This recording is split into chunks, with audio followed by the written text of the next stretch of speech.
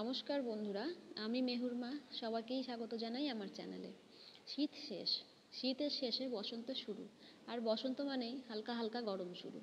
আর এখন তো ভালো রকমেরই গরম পড়ে গেছে।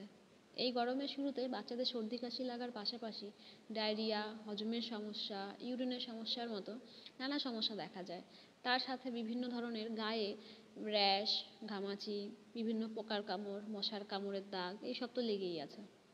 তাই এই সময়গুলো খাবার দাবারের পাশাপাশি পোশাক পরিচ্ছদ, বাচ্চার গা পরিষ্কার রাখা, বাচ্চার গায়ে ঘাম হতে না জমতে না দেওয়া, এই সব ব্যাপারগুলোতে একটু বেশি নজর দিতে হয়।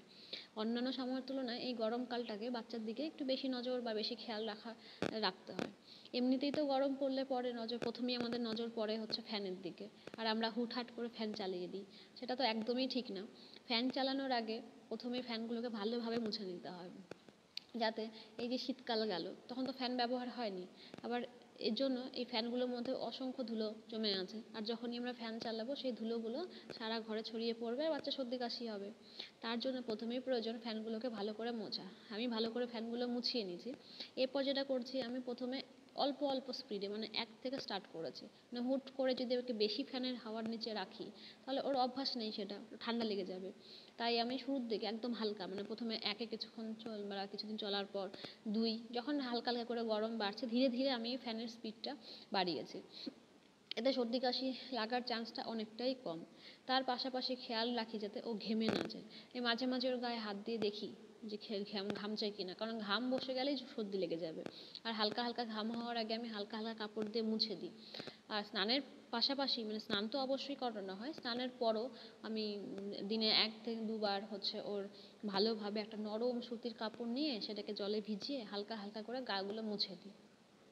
আর এতে কি হয় যে ওদের গায়ে যে স্কিনের যে লোমকূপ থাকে, সেই লোমকূপগুলোর যাতে মুখগুলো খোলা থাকে, মুখগুলো যাতে বন্ধ না হয়ে যায়। কারণ স্কিনের লোমকূপগুলোর মুখ বন্ধ হয়ে গেলে বিভিন্ন ধরনের র্যাশ ও ঘামাচি হতে পারে।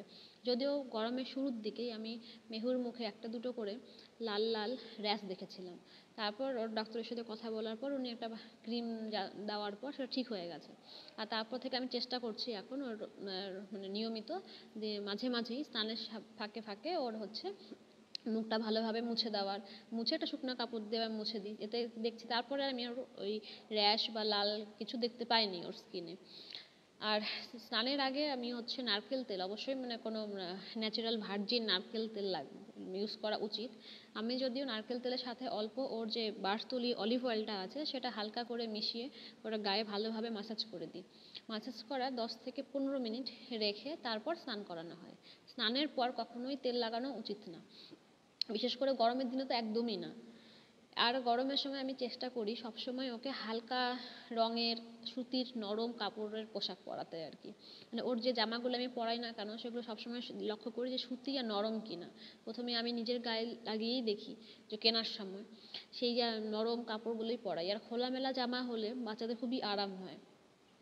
এই সময়গুলো প্রয়োজন ছাড়া এই গরমের সময়গুলোতে প্রয়োজন ছাড়া আমি কখনোই বেবিকে বাইরে নিয়ে যাই না।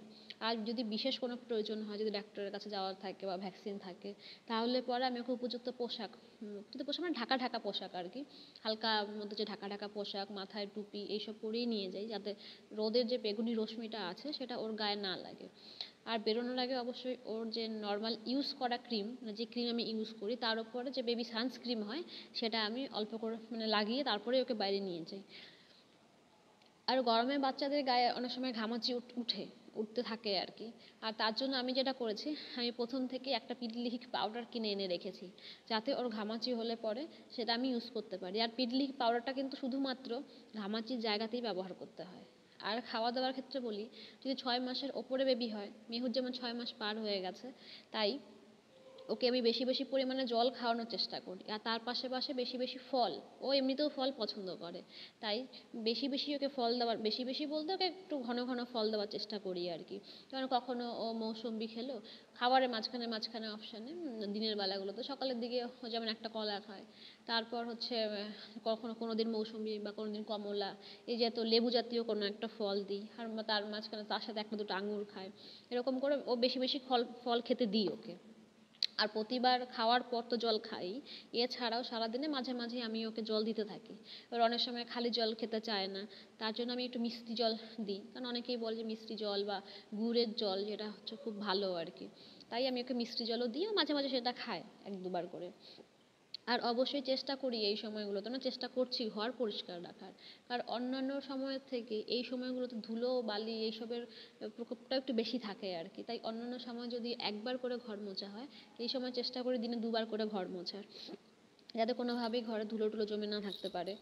আর এই সময় আরেকটা যেটা হয়, এই সময় হচ্ছে মশার উপদ্রবটা খুব বেড়ে যায়। তাই মেহু যখন বাইরে ঘোরাঘুরি করে সেই সময়গুলো আমি ঘরে গুড নাইট লাগিয়ে রাখি, যাতে মানে মশাটা একটু কম থাকে। আর ও যখন ঘরে আসে বা ও যখন বিছানায় খেলা করে ঘুমায়, সে তো অবশ্যই আমি মশারিটা নিয়েই রাখি। মানে যতটা সম্ভব মশার থেকে মেহুকে আগলে আগলে রাখারই চেষ্টা করি।